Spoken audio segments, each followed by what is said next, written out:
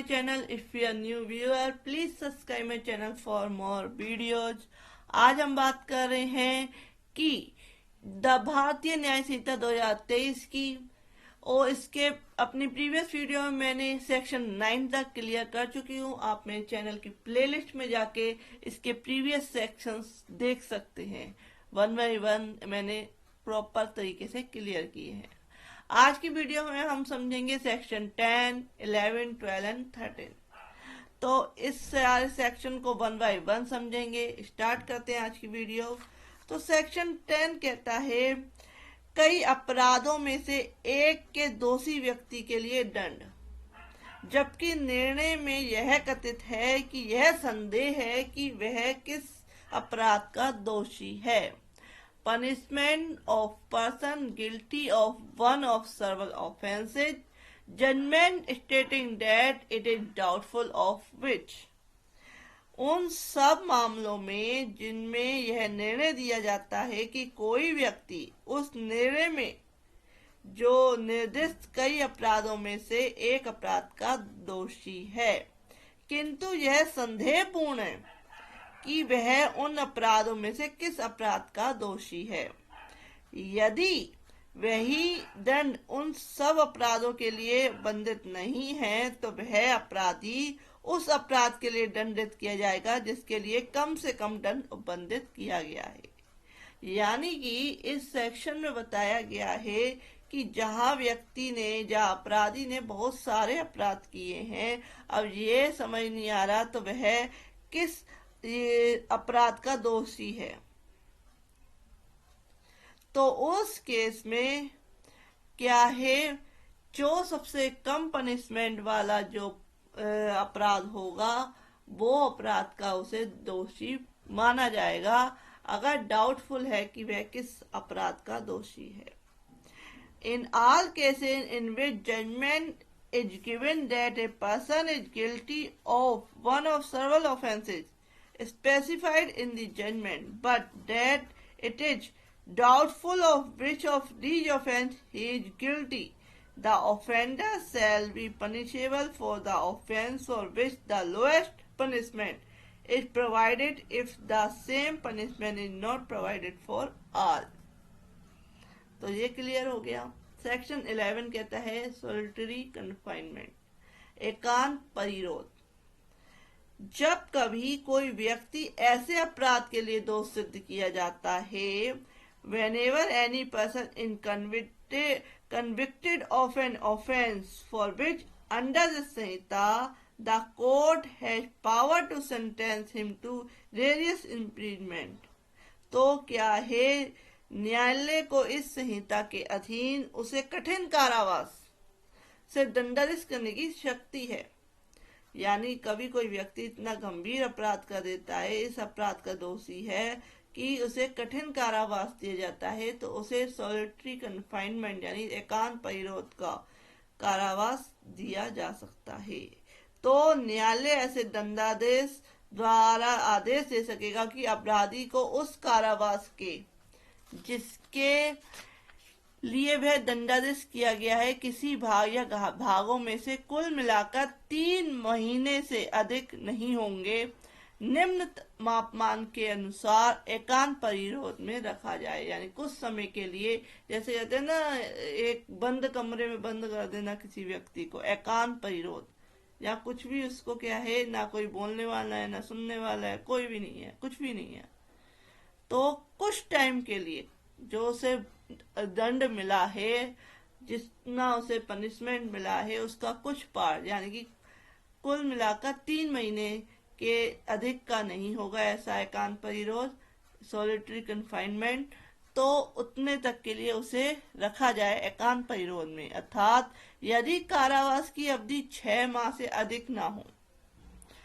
तो 1 महीने से अनधिक समय, अगर 6 महीने तक की क्या है अवधि है कारावास की, तो उस केस में 1 महीने का क्या है, एकांत परिरोध अगर कोर्ट जजमेंट दे सकती है।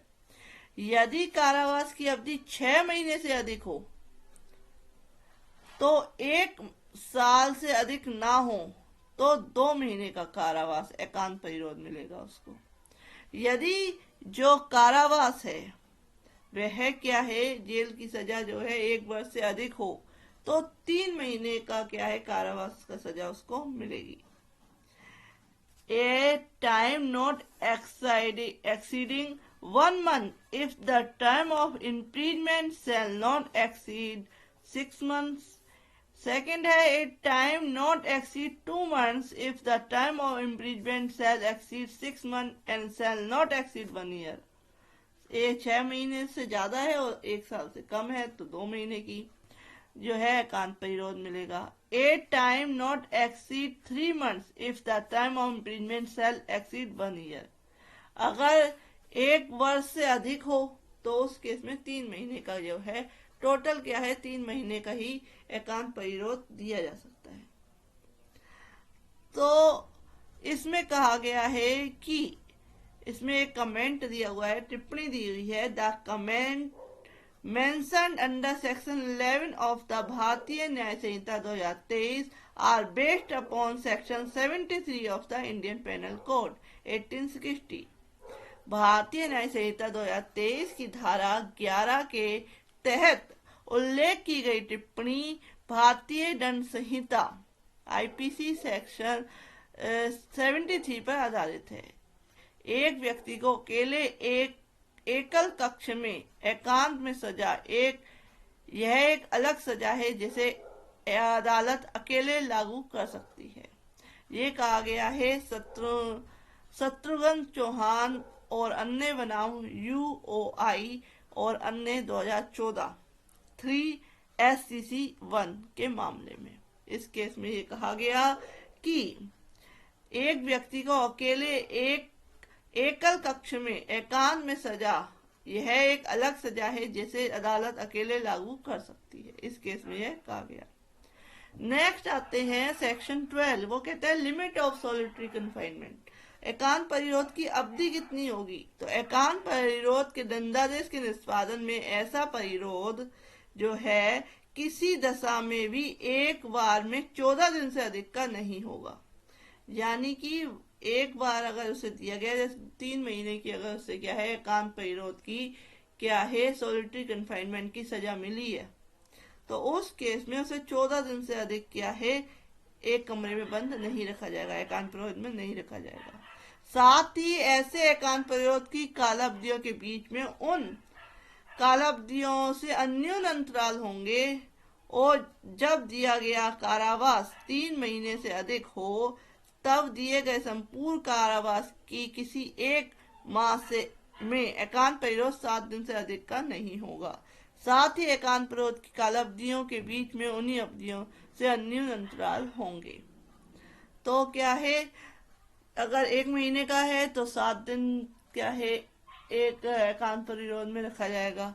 तो इस तरीके से क्या है इसमें टाइम पीरियड दिया हुआ है कि एकांत परिरोध कितने कितने समय के लिए रखा जा सकता है। 14 दिन से अधिक का नहीं होगा एक बार में कि कंटिन्यू क्या है 14 दिन से ऊपर नहीं लेके जा सकते। अगर 3 महीने का उसे मिला है तो उसे 7-7 दिन क्या है जो है, अगर 1 महीने का मिला है तो एकांत परिरोध 7 दिन से अधिक का नहीं होगा 1 महीने में।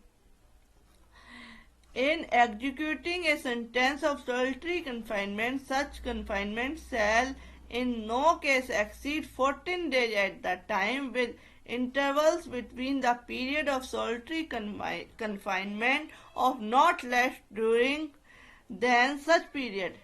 And when the imprisonment awarded shall exceed 3 months, the solitary confinement shall not exceed 7 days in any 1 month of the whole punishment awarded, with intervals between the period of solitary confinement of not less during than such periods. Next हम बात करते हैं section 13। समझ में आ गया होगा 14 दिन का या जो है अंतराल 1 महीने का है तो 7 दिन का, 1 महीने में 7 दिन का, कंटिन्यू है तो 14 दिन का, इससे ऊपर का नहीं। नेक्स्ट आते हैं सेक्शन 13। सेक्शन 13 कहता है अगर कोई भी क्वेरी है, किसी तरह का कोई आप पूछना चाहते हैं तो आप कमेंट बॉक्स में लिख सकते हैं, मैं आपको इस सवालों का जवाब दूंगी। नेक्स्ट आते हैं enhance punishment for certain offences after previous conviction, पूर्व दोष सिद्धि के पश्चात किसी भी अपराधों के लिए वर्धित दंड। जो कोई व्यक्ति भारत में के किसी न्यायालय द्वारा इस संहिता के अध्याय 10 और 10 एंड 17 के अधीन 3 वर्ष या उससे अधिक की अवधि के लिए दोनों में से किसी वास के कार्रवाई से दंडनीय अपराध के लिए दोषित ठहराए जाने के पश्चात उन दोनों अध्यायों में से किसी अध्याय के अधीन उतनी ही अवधि के लिए वैसे ही कारावास से दंडनीय किसी अपराध का दोषी है तो वह प्रत्येक ऐसे पश्चातवर्ती अपराध के लिए आजीवन कारावास से या दोनों में से किसी व्यक्ति के कारावास से जिसकी अवधि 10 वर्ष तक की हो सकेगी दंडनीय होगा। However, having been convicted by a court in India of an offence punishable under Chapter 10 and 17 of the Sanhita, with imprisonment of either description for the term of 3 years and upwards, shall be guilty of an offence punishable under either of those chapters, with like imprisonment for the like term, shall be subject for every such subsequent offence to imprisonment for life and to imprisonment for either description for the term which may exceed to 10 years.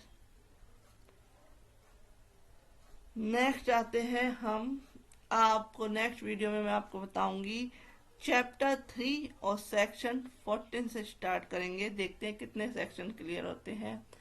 अगर आप मेरे channel पे नए हैं तो आप मेरे channel की प्लेलिस्ट में जाके आपको CPC, CrPC, IPC, latest judgment, latest legal updates, legal awareness, बहुत सारे क्रिमिनल लॉज, बहुत सारी चीज़ों का, Hindu marriage act, domestic violence act, prohibition of dowry, इस तरीके से बहुत सारे क्या है आपको वीडियोज मिल जाएंगी। तो आप मेरे चैनल की प्लेलिस्ट में जा सकते हैं। If you like my video, please like, share and subscribe my channel. Thank you for watching this video.